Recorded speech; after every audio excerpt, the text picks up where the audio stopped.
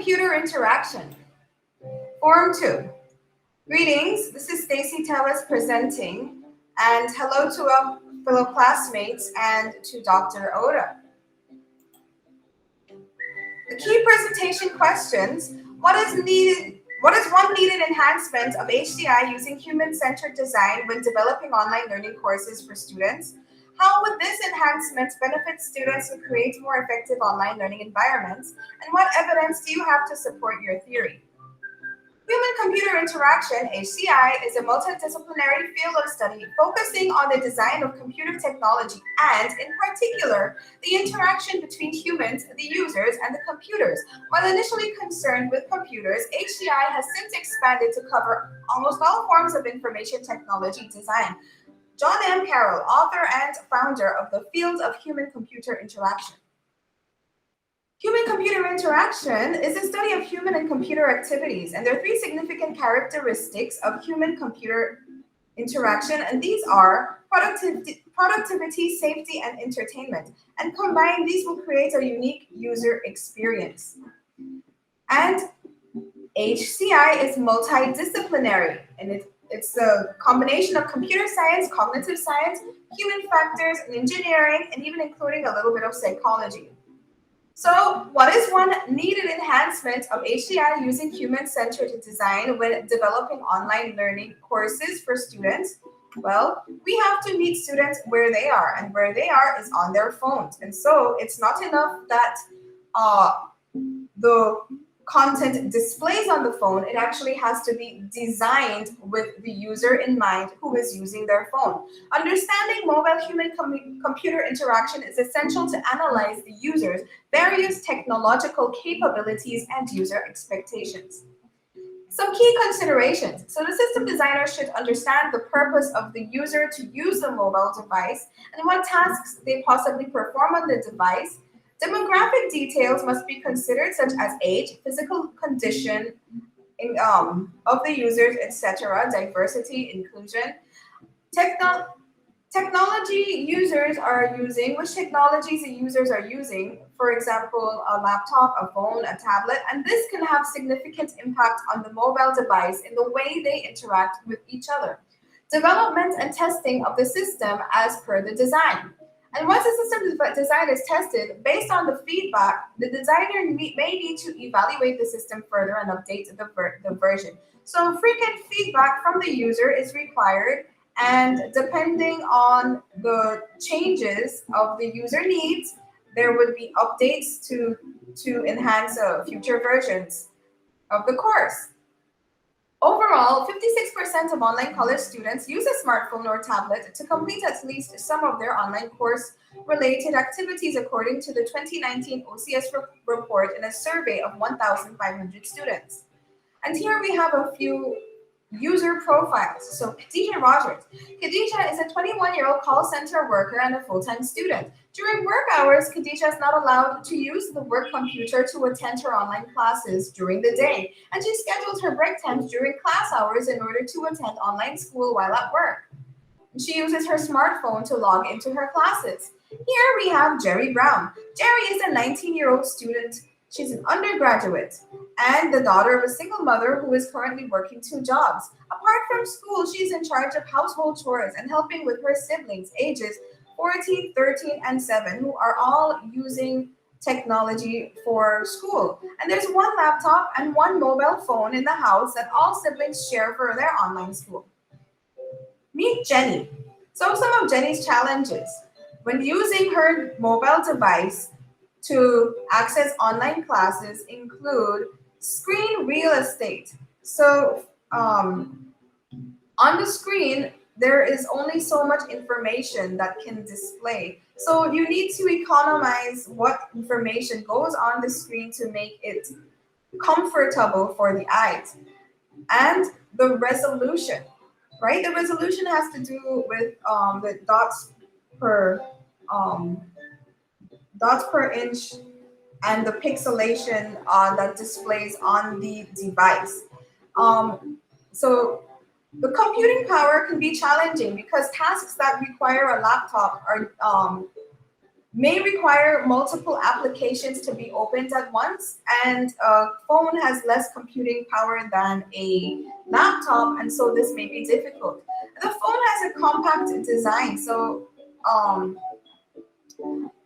there's only so much information that can display on the screen. And so, for example, clicking tiny buttons and accessing smaller content can be very difficult to navigate through. Going back and forth through content also. Hand occupation. So if you are using your smartphone and you're holding it in your hand, it limits how much flexibility you have when operating your device for school.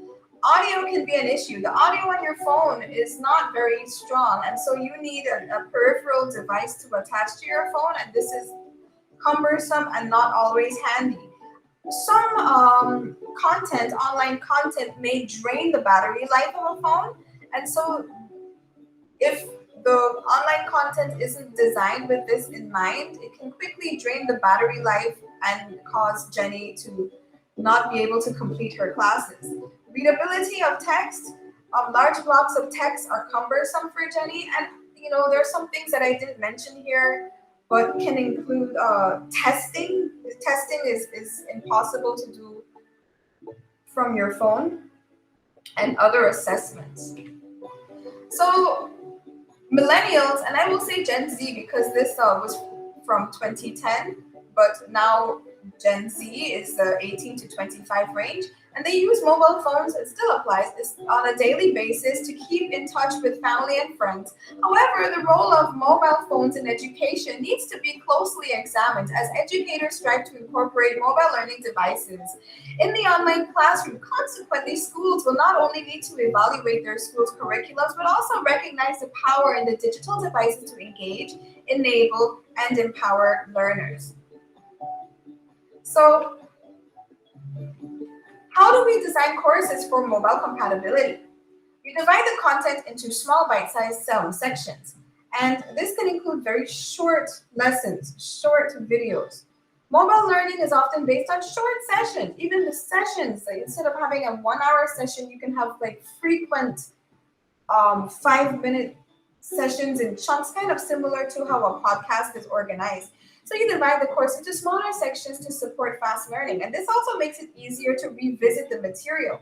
You favor short textual answers. Instead of requiring students to give a very long answer, you give them one that they can text because many users find long typing um, answers into a smartphone difficult, and the autocorrect feature can cause unintentional mistakes, so you keep textual answers short. You make use of exercises that don't require typing. So, for example, multiple choice with pictures, short videos, etc. Multiple choice exercises and pictures are great. Even short videos with that are dynamic and have questions and answers. Um, they're easier than writing on a mobile device. And so use exercises of this kind in your training materials and your teaching materials. And you make the content easy to browse. So you make it easy for them to swipe on their phones, right? Swipe up and down, left and right. Mobile learning is more easily interrupted than a study work session or in class, so you have to make sure that the user can easily return to where they left off. And you keep the courses technically simple.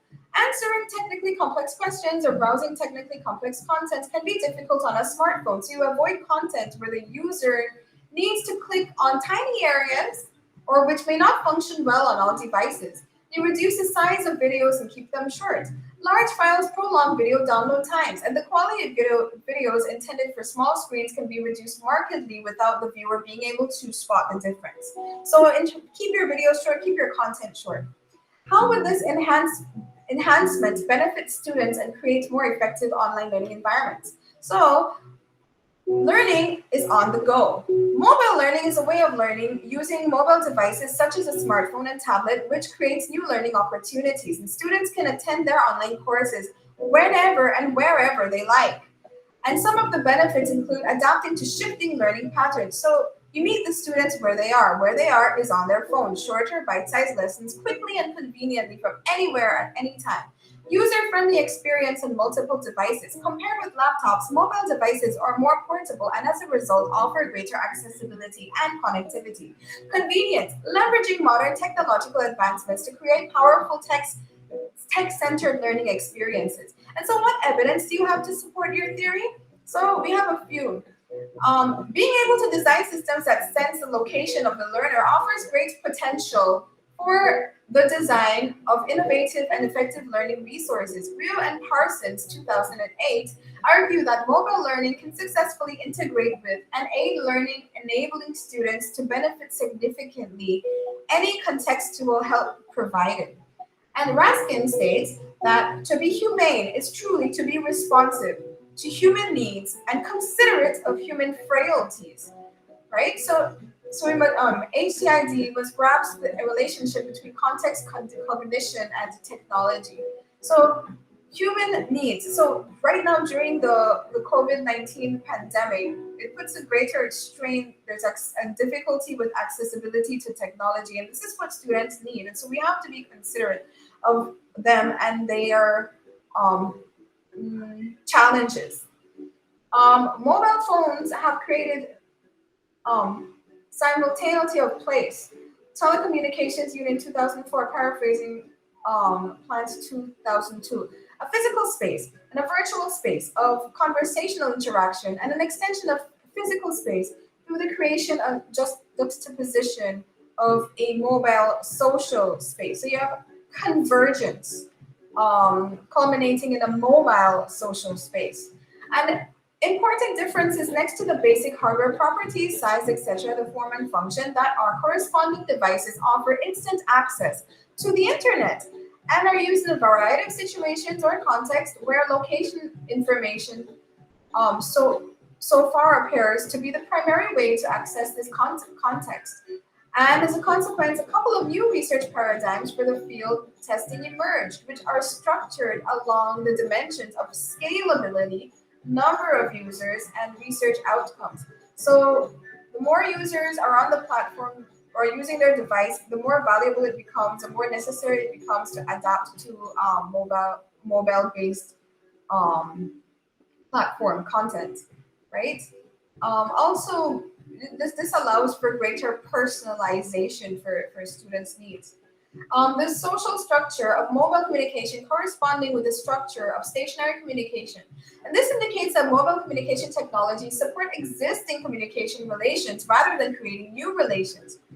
From the perspective of system designers, these results may serve as practical insights into the user behavior of mobile technologies and might support the future development of mobile computer supported cooperative environments.